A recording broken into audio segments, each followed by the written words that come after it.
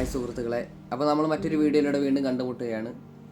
ഇന്ന് എൻ്റെ വീഡിയോയിലൂടെ ഞാൻ പങ്കുവെക്കാൻ ആഗ്രഹിക്കുക, നമ്മളെല്ലാവരും കാത്തിരുന്ന് കാണുന്ന ഒരു കണക്കുണ്ട്. ഓരോ ആഘോഷവേളകൾ കഴിയുമ്പോഴും പത്രങ്ങളിലൂടെയും മറ്റ് മാധ്യമങ്ങളിലൂടെയും നമ്മൾ കണ്ടുവരുന്ന ഒരു കണക്ക്, മദ്യത്തിൻ്റെ വിറ്റുവരവിലുണ്ടാകുന്ന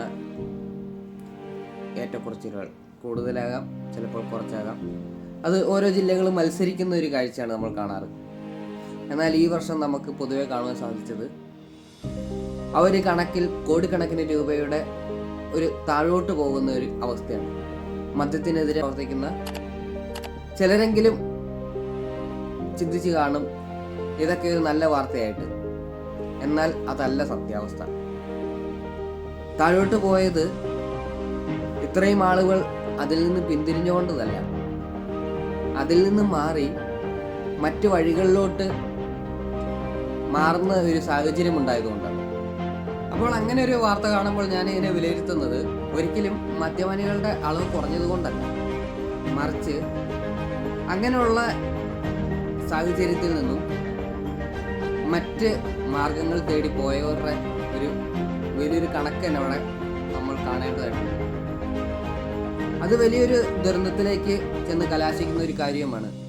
APJ അബ്ദുൽ കലാം പറഞ്ഞതുപോലെ യുവതലമുറയാണ് ഇന്ത്യയുടെ ഭാവി എന്ന് പറയുമ്പോൾ ആ ഒരു യുവതലമുറയെ തന്നെ ലക്ഷ്യം വെച്ചുകൊണ്ട് യുവതലമുറ ഒന്നാകെ തേടിപ്പോകുന്ന മറ്റ് പലവിധ വഴികളുണ്ട്.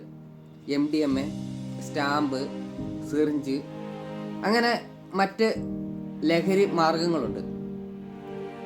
പണ്ടത്തെ കാരണവന്മാർക്ക് ഇതിൻ്റെ ഒരു അപകടാവസ്ഥ എത്രയും അതെന്ന് മനസ്സിലാകും. കാരണം അവർ പണ്ട് ജോലി കഴിഞ്ഞ് ഒരിക്കലും അതിനെ പ്രൊമോട്ട് ചെയ്യുന്നതല്ല, എന്നാലും ഷാപ്പിൽ പോയി 2 ഗ്ലാസ് കള്ളൊക്കെ കുടിച്ച് സമാധാനമായിട്ട് വീട്ടിൽ പോയി കിടന്നുറങ്ങി പിറ്റേ ദിവസം പണിക്ക് പോകുന്ന ഒരു പഴയ ഒരു തലമുറ.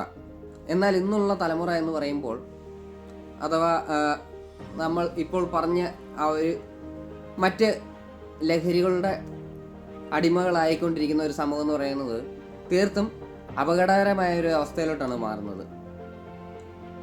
ഈ ഒരു ലഹരി മാഫിയ ലക്ഷ്യം വെക്കുക തന്നെ സ്കൂൾ കുട്ടികൾ മുതൽ ആ ഒരു യുവ തലമുറയാണ്. ഞാനിങ്ങനെ ഒരു വീഡിയോ നിങ്ങളോട് പങ്കുവെക്കാൻ കാരണമായത് എൻ്റെ ചില സുഹൃത്തുക്കൾ പങ്കുവെച്ച ചില ആശങ്കകൾ കാരണമാണ്.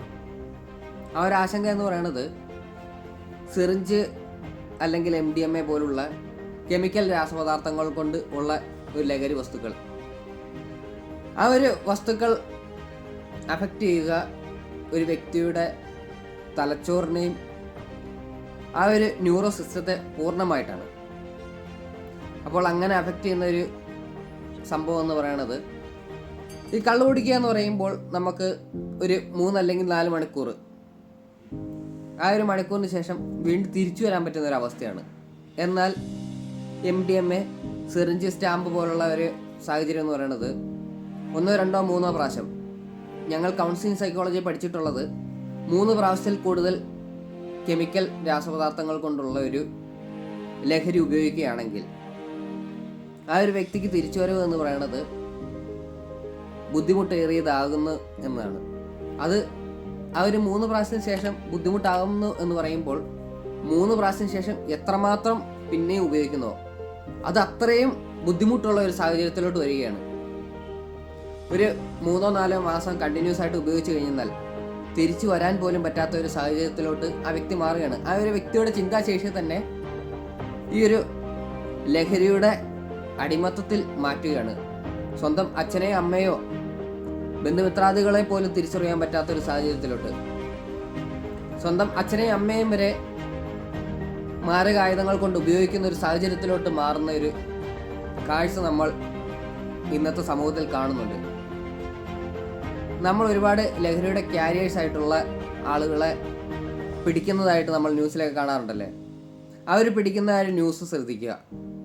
25-നും 35-നും ഇടയ്ക്ക്, അല്ലെങ്കിൽ 20-നും 35-നും ഇടയ്ക്ക് പ്രായമുള്ള വ്യക്തികളായിരിക്കും. അവരൊക്കെ ഒരു ക്യാരിയേഴ്സ് മാത്രം. APJ അബ്ദുൽ കലാം പറഞ്ഞ ആ ഒരു വിഷനുണ്ട്, യുവതലമുറയാണ് ഇന്ത്യയുടെ ഭാവി എന്ന് പറയുന്നത്. ഇന്ത്യയുടെ ഭാവിയെ തന്നെ ബാധിക്കുന്ന ഈ ഒരു മാരക വിപത്തിനെ നമ്മളെല്ലാവരും ശ്രദ്ധിക്കേണ്ടതായിട്ടുണ്ട്. സ്കൂൾ കുട്ടികളെ മുതൽ ട്രാപ്പ് ചെയ്തുകൊണ്ടാണ് ഈ ഒരു ലഹരി മാഫിയ പ്രവർത്തിക്കുക എന്ന് പറയുന്നത്. ചെറിയ മിഠായികളിൽ തുടങ്ങി വലിയ സിറിഞ്ച് അതുപോലുള്ള മാരക വസ്തുക്കളിലോട്ട് എത്തിക്കുന്ന ഒരു അവസ്ഥയാണുള്ളത്. ആദ്യമേയൊക്കെ ഫ്രീ ആയിട്ട് നൽകും, അതിനുശേഷം വീണ്ടും വരുമ്പോൾ പണമായിട്ട് ആവശ്യപ്പെടും. പിന്നെ ആ ഒരു പണം കണ്ടെത്തുവാൻ സാധിക്കാത്തൊരു സാഹചര്യത്തിൽ അവരതിൻ്റെ ക്യാരിയേഴ്സ് ആവുന്നു. അവർ ക്യാരിയേഴ്സ് എന്ന് പറയുന്നത് ഒരു സ്കൂൾ കുട്ടിയാണ് അതിൻ്റെ ക്യാരിയർ എങ്കിൽ ആ ഒരു സ്കൂൾ മുഴുവൻ തന്നെ നശിക്കുന്ന ഒരു സാഹചര്യത്തിലോട്ട് മാറും. അപ്പോൾ നമുക്കൊരിക്കലും സാറന്മാരെ ടീച്ചേഴ്സിനോ തെറ്റു പറയാൻ പറ്റില്ല. സ്വന്തം മക്കളെ ശ്രദ്ധിക്കാൻ സാധിക്കാത്ത മാതാപിതാക്കളുണ്ടെങ്കിൽ അവരെ തെറ്റ് പറയുന്നതിനപ്പുറം എങ്ങനെ ടീച്ചേഴ്സിന് തെറ്റ് പറയാൻ സാധിക്കും? അപ്പോൾ ഇന്നു മുതൽ മാതാപിതാക്കളോടായിട്ട് തൻ്റെ മക്കളിൽ ഉണ്ടാകുന്ന ചെറിയൊരു മാറ്റം പോലും ശ്രദ്ധിച്ചുകൊണ്ടും, അതുപോലെ തന്നെ സ്കൂൾ കുട്ടികളായിട്ടുള്ള നമ്മുടെ മക്കളുടെ ബാഗുകൾ ഇടയ്ക്കെങ്കിലുമൊക്കെ ഒന്ന് പരിശോധിച്ചുകൊണ്ട്, അവരറിഞ്ഞുകൊണ്ട് ഒരിക്കലും പരിശോധിക്കേണ്ട ആവശ്യമില്ല, അവരറിയാതെ തന്നെ ആ ബാഗ് ഇടയ്ക്കൊക്കെ ഒന്ന് എടുത്ത് നോക്കുക.